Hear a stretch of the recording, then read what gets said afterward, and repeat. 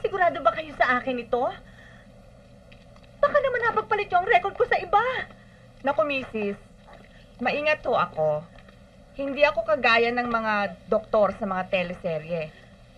Eh, paano mangyayari yun? Eh, asawa ko lang naman. Ayoko sanang makialam sa personal nyo na buhay.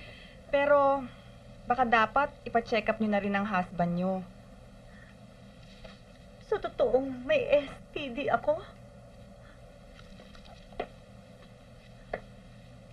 I'm afraid so. Yes. Gaano karaming babaeng may sakit na ganito? Ba't mo naman na itatanong? Uy, syempre, ayoko naman suluhin mag-isa itong sakit na to, no?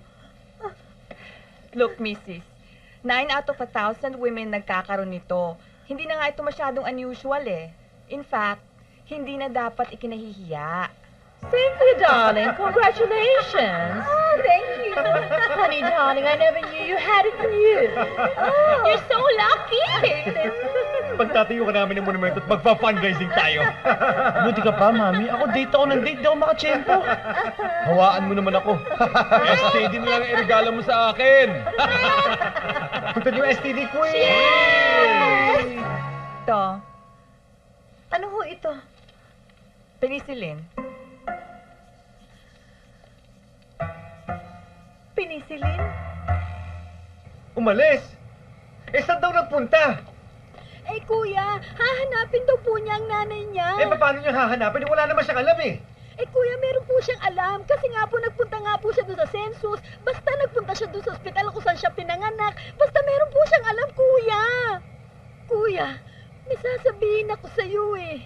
Bakit ba hindi mo naman bigyan ng pagkakataon ng anak mo? Kuya, malaki na siya. Bakit ba hindi mo siya bigyan ng sarili niyang space?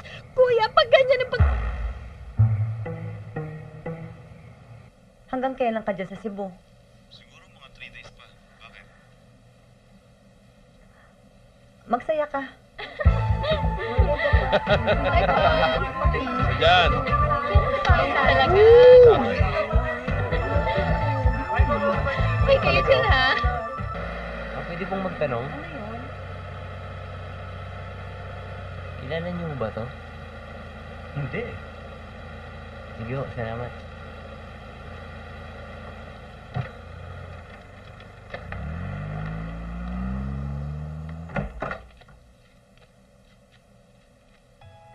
Hating gabi na, wala pa ba si Rudy? Wala pa na eh. Pagdating ng asawa mo at gusto mong ilipat ang anak mo sa akin, gisingin mo lang ako, ha? Opo. Oh, sige na, matulog ka na, ha?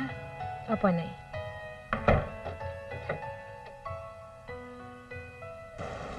Awang-awa ako sa kanya, Luis. Pero ayoko siya lapitan. Gusto ko pagdaanan ito para once and for all ma-process niya ang lahat. Sige.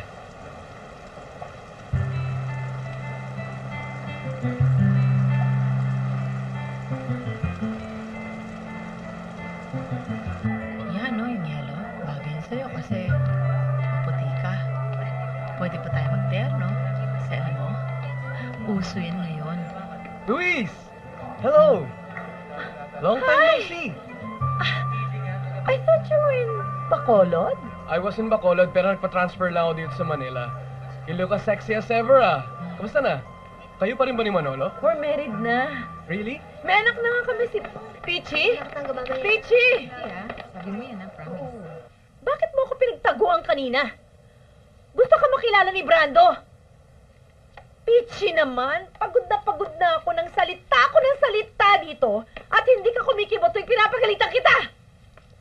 Don't you understand? I just want the best for you. I want you to be confident about yourself.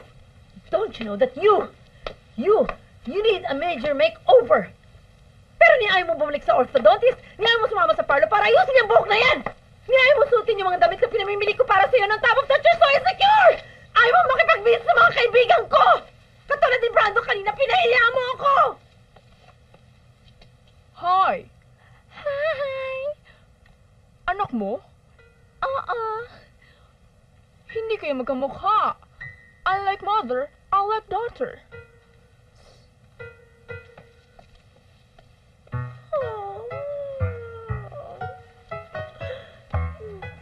na talaga alam ko nang gagawin ko sa batang ito. Anin ko ito!